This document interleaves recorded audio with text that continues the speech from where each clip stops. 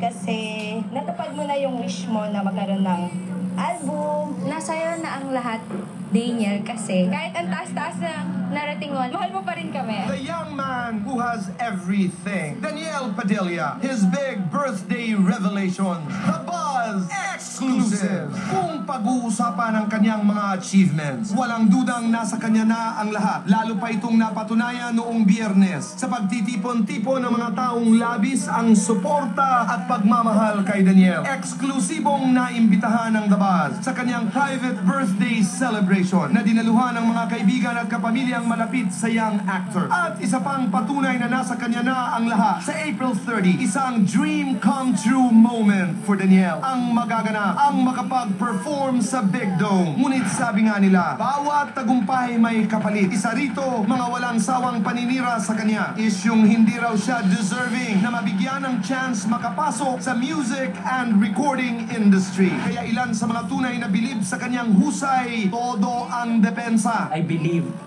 in Daniel's musical talent. Kasi yung boses niya, unique. Nasa iyo na ang lahat, Daniel. Kasi may hit album ka na, may hit song ka na, at parating na ang hit concert mo. Yung iba, kay gaganda kumanta, kay uhusay ng boses, kay bubongga mag-perform.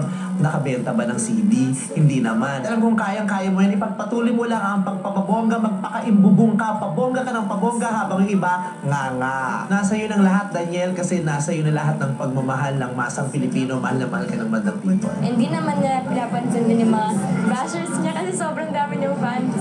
Nasa'yo na ang lahat, DJ, kasi naabot mo na yung mga dreams mo. Sabi nga nila, kapag ang puno ay mabunga, mabatuhin, sa'yo na ang lahat.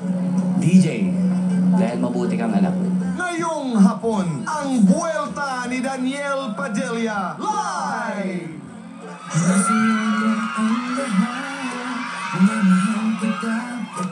Welcome to The Buzz, Daniel. Hello, Tito Boy. What's up, guys? Daniel,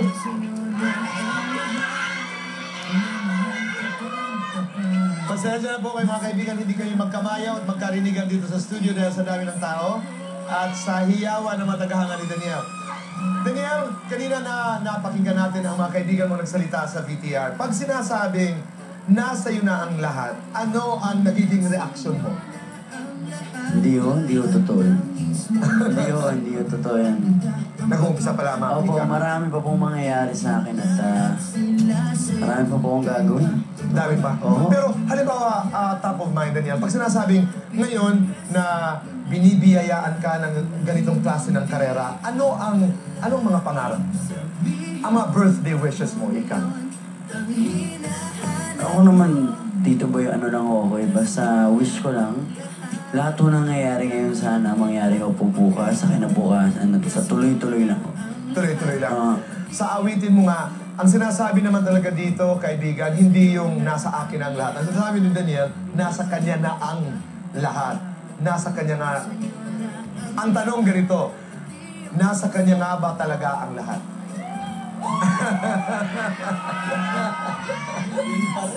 Yung panel, di ba?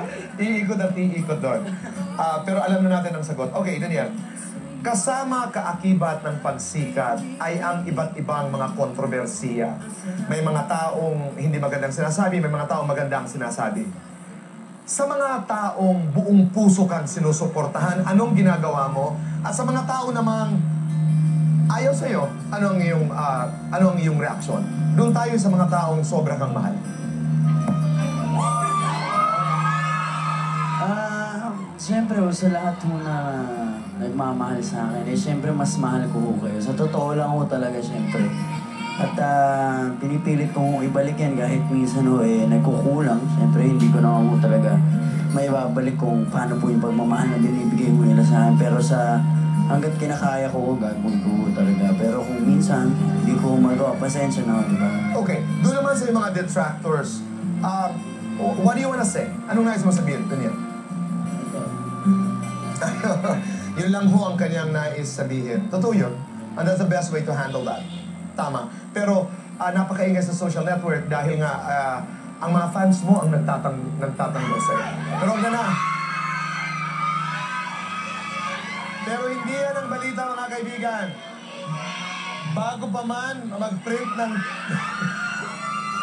bago pa man mag-print ang ticket sa Araneta Coliseum first concert, April 30, sold out. Mga kaibigan ng concert ni Danielle Padilla. You're so blessed. And this is going to happen when, Danielle, ang iyong concert? Malapit na malapit. April Sa April 30 ho. 30. Oh yes, 28 na ngayon. Okay. Kaya medyo malapit na ho yan sa mga pupunta ho. Malapit na ho tayong mag-rock and roll. Okay, title of the concert is? Birthday concert. Birthday concert na. Di ba? I mean, may mga kasama ka dito, Danielle? I mean, do you have guests? Oo, marami ho. Sila ho. Kasama ko sila. Pero mga... Performer. Artists. Marami rin ho. Maraming kasama. Wow, Pero Danielle surprise. live. Kaya yun ho. Danielle rocks. Pero ito lamang ho mga kaibigan, alam niyo ho ba na may mga taong umuwi galing Singapore, Hong Kong, Malaysia, para lamang makarating dito sa Pilipinas at mapanood si Danielle Padilla. At isa pa, mula sa research po namin mga kaibigan, wala talaga, you cut across iba't ibang edad, nanay, tatay, bata, anak, lahat po talagang humahanga nanonood kay Danielle Padilla. You realize that, no? Na nung isang araw habang pinag-aaralan namin, sabi ko, hindi lang pala bata talagang mga kay Danielle. Tatay, nanay, lola. Di ba? What do you wanna say? Totoo yun. Totoo yun. Hindi ko naman ho kasi talaga ganun iniisip. Pero napaka-blessed po. Basta ako, ginagawa ko ang trabaho. Ito boy, yun lang ho ako. At kung marami po ako napapasaya, may bata man o matanda, mas mabuti ho yun. Ang importante ay ginagawa mo ang Trabaho best. ko ng ang tama trabaho. ho. Yun lang ang gusto ko. Okay. The last time we had a conversation here on the buzz, sabi ni, sino ba? Catherine, humili ka lang kung anong gusto mo. Binigyan mo yata ng mamahaling bag si Catherine. Itong gitara ba, sandali lamang, itong gitara ba na nakikita namin sa Instagram, hiniling mo ito ba yung regalo ni Catherine Bernardo sa'yo? Diba, ito nag-base naman po kasi talaga ka, diba ngayon, Tito Boy. At nung birthday ko nga, dito ko yata sinabi na gusto ko nga ng bass. Ng gitara. Oo, binigyan niya nga ako. Yun nga yun nasa Instagram ko. Pero sobrang napakagandang bass talaga. Hindi lang basta lang masabi. Ano? Ganda talaga. Kahit ako, di ko alam kung saan niya nakuha yun. Aba, importante yun. Oo, talaga ako. Kasi nag-effort ho talaga si Catherine Barro. Kaya hindi ko Kaya nakikita ko natin ang kaibigan. Oo, yun. Ibig sabihin pinaghirapan talaga at hinanap talaga ang gitarang ito and you're very happy. Sobra. You're very, very happy. That's good, Danielle. At sabi ni Danielle, ilang araw na lamang, ilang tulog na lamang po at concert na niya. We wish you all the best. Salamat po. We wish you all the best. At sana inaroon po kayo sa Araneta Coliseum sa kanyang concert. Muli, Danielle, imbitahan mo ang lahat na maging bahagi ng iyong concert. Ayun o, sa April 30 na ho yan ang aking birthday concert. Sana ho pumunta ho kayo. Oo, sa lahat na pupunta, maraming salamat. At sa mga hindi pa ho nakakabili ng ticket, sana ho bumili ho kayo. Thank you, Daniel Rocks, rock and roll. At Silent Cancel, rock and roll, DJ Buddies, thank you sa inyo. Sa lahat na pumunta ngayon sa amin, Tito Boy, maraming salamat ho. At sa lahat na pupunta, maraming salamat sa sumusuporta, maraming salamat din ho. Thank you very much. Para sa amin po mga kaibigan, para sa amin, this is the concert of the year.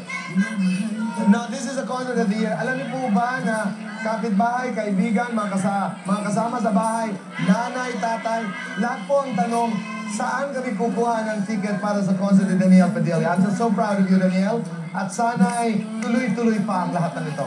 God bless you. Salamat ho. Maraming salamat. You will always have our love and support. What?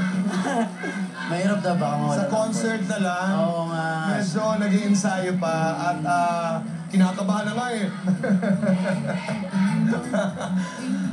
Panoorin niyo po April 30, Araneta Coliseum. Danielle, maraming salamat. Thank you, Tito Boy. Maraming salamat. At meron din ako mga kaibigan na nais manood ng iyong concert. Marley Aquino, my makeup, thank you. Chris Jasler of Jail Jeans. Chris, if you're watching, maraming salamat. Traffic Shoes, Boys of La Carmela de Boracay. Iniimbitahan ka doon. Anytime you want to go to Boracay. At Sir Boys Food Republic. Dr. Steve Margan, Drs. Manny and Pai Kalayan. Susan Cobb, Pure Gold. Hugo Jr. Guagua, Pampanga mga kaibigan, opens April 30. Jeffrey and Vaina, Astoria Plaza, John Boner and Kizzy McDonald, D-Squared 2, and Baby Doronila Sofia Maxine Sambilay of LA. This is for my friend Vicky Lo. Happy birthday. Alvin Gagi, the assistant of Chris Aquino. Alvin, happy birthday. Dr. Dennis Ngo, Maligayang Karawan. Marky Aceron, and Dr. Michelle Enriquez Gamboa from Philip Rojas. And Christ Nathan Padilla, ang apo ng aking kasama sa Tagaytay na si Minda. At lahat ng taga-Abra, Dagupan at Tarlac, salamat po sa inyong pagtanggap sa amin. Genesis Transport, ang nag-iisang Riza Moises, maraming salamat. May pasasalamatan ka ba? Mga taga-hanga lahat ang susuporta. Kulang ho sa oras ko pa. Salamat ho. Daniel, may ticket pa ba? Marami pa ho. Marami pa. May konti pang natitira. Yes. Marami ma. Okay. Kumuha na kayo ng ticket para tayo naroon sa Araneta Coliseum April 30. Dahil sa concert, mga kaibigan ng Daniel Padilla. Ako, inulitin ko lang sa April 30 na ang aking birthday concert. Sana humanood ho kayo. Marami pa akong tickets. At sa lahat ho ngayon ulitin ko lang ho maraming salamat sa sumusuporta ho sa akin. Maraming salamat ho talaga. Thank you very much. Actually, yung mga nag-reprint na ho ng mga tickets para ma-accommodate pa ho ang lahat. Mga kaibigan, maraming salamat. Suportahan po natin si Daniel Padilla. I don't know but this boy is so part of our lives. Kaya sabi namin ang tagumpay ni Daniel ay tagumpay ng marami mo sa atin. Mga kaibigan, huwag po kayong alis. Dahil magbabalik pa po ang The Buzz!